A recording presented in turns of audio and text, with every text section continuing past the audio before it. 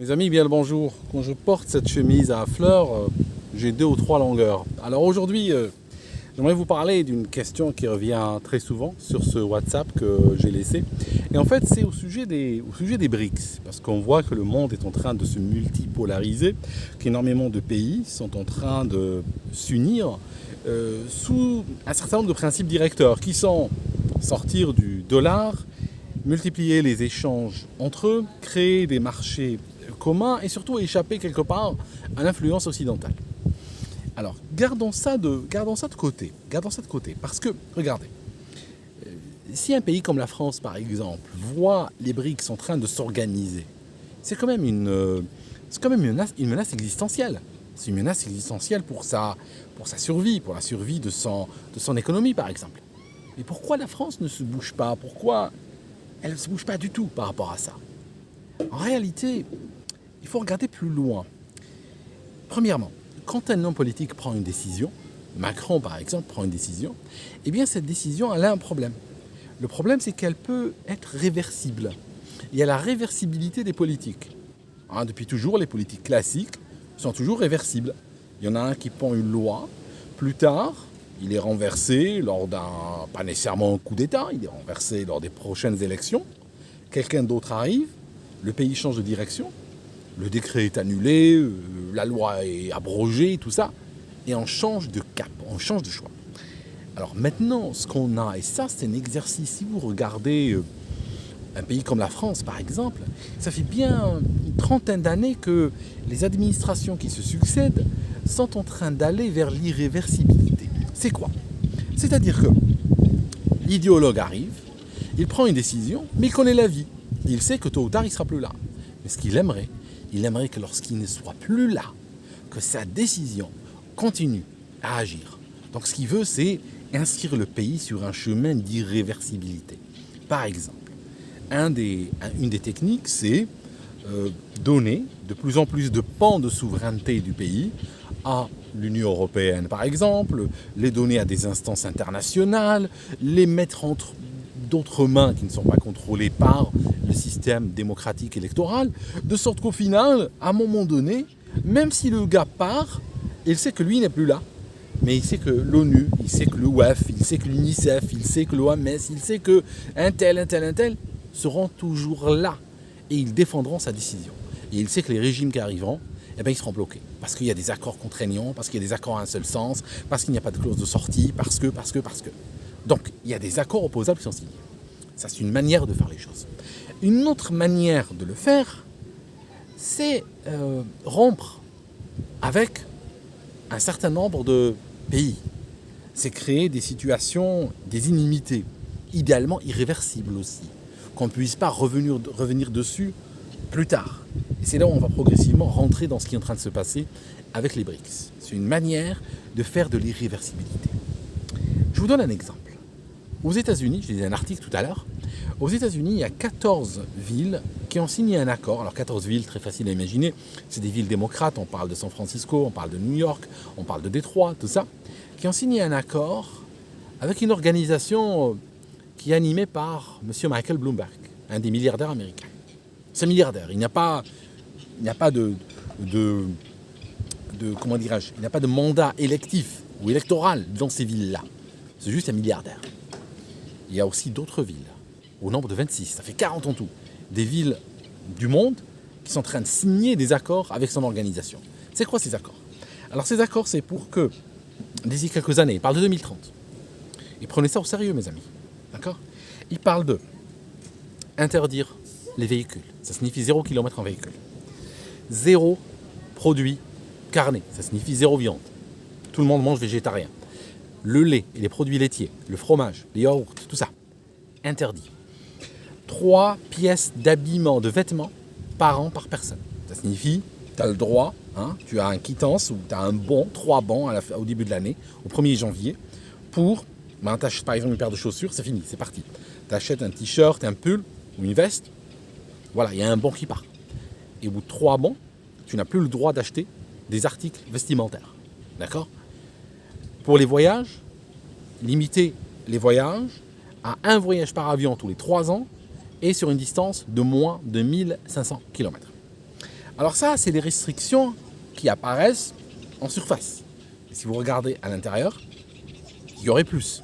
Ça peut être interdiction de prendre des douches chaudes, interdiction d'utiliser un climatiseur, limitation de la quantité d'eau que tu peux utiliser, interdiction d'avoir une cuisinière, d'avoir un four à micro-ondes, d'avoir un frigo, d'avoir une baignoire, d'avoir un chauffage, d'avoir un ventilateur. À terme, c'est des choses, c'est des interdictions qui peuvent progressivement toucher de plus en plus d'aspects de la vie jusqu'à ce qu'on peut se retrouver avec un gars qui tire une peine de prison à Fresnes ou à la santé, qui a plus de liberté qu'un citoyen lambda. Donc, ils veulent créer une vie de restriction et de privation. Maintenant, allons plus loin. Monsieur Bloomberg, juste pour vous en parler, lui, il possède, au décompte qui a été fait par les journalistes, 11 résidences, 11 propriétés. Ça, c'est probablement ce qui est directement à son nom. Mais ces gens-là, ils sont très malins à créer des compagnies écrans, tout ça, des porteurs d'affaires et tout, de sorte que c'est peut-être juste la partie apparente de l'iceberg. Il a des collections de voitures, y compris des voitures de sport. Son jet privé, entre 2016 et 2020, il a volé 1700 fois. Donc c'est un jet qui vole un peu plus de 400 fois par an. D'accord ? Donc, il n'est pas tout le temps dedans. Des fois, il va voler parce que monsieur a oublié une paire de skis, ou peut-être pour ramener un cadeau d'anniversaire, ou pour un gâteau, ou pour des achats. Donc, voilà ce qui se passe. On a aujourd'hui une hyperclasse qui est activement en train de travailler à emprisonner le reste de la population. Ça signifie que c'est une hyperclasse de milliardaires et de jet-setters qui ont créé une sorte d'idéologie pour la faire bouffer aux médias qui d'ailleurs leur appartiennent, monsieur Bloomberg, n'est-ce pas, pour savoir. Donc, ils ont des médias qui leur appartiennent. En France, par exemple, ces médias sont financés par le contribuable. Le milliardaire achète le média et le contribuable est en train de m'assommer ce bébé. Tu arrives sur une île, très loin de tout, là tu as un bébé, et celui-là il pleure, mais alors 24h24. Revenons à notre histoire. On ne va pas se laisser déstabiliser comme ça. Donc, je disais, ces gens, ils sont activement en train de travailler à emprisonner le reste de la population, qui pour eux doit vivre dans la privation et la précarité, totale et absolue, pour bien sûr sauver le climat. Alors, ce que je cherche à vous dire, c'est que, bon, question subsidiaire, il ira où l'argent de ces gens-là ? Juste une question comme ça. L'argent de ces gueux, qui n'auront pas le droit de dépenser en quoi que ce soit, il ira où ? C'est une question. Leurs salaires qui rentreront en banque, d'accord ? Et ces salaires-là, ils n'ont pas le droit de les utiliser. Parce que là où ils voudront les dépenser, on leur dira non, c'est interdit parce que c'est mauvais pour le climat. Ça consomme du carbone. Parce qu'il faut savoir une chose, que tout ce que tu peux acheter autour de toi, comme services et produits, forcément utiliser de l'énergie. Donc si tu n'as pas le droit d'acheter, de toucher tout ce qui utilise de l'énergie, bah, tu n'as droit à rien finalement. Il ira où le fruit de leur travail ? Je vous pose la question. Il sera probablement capté par ces gens-là. Donc ça signifie quelque part, on va se retrouver des forçats pour eux.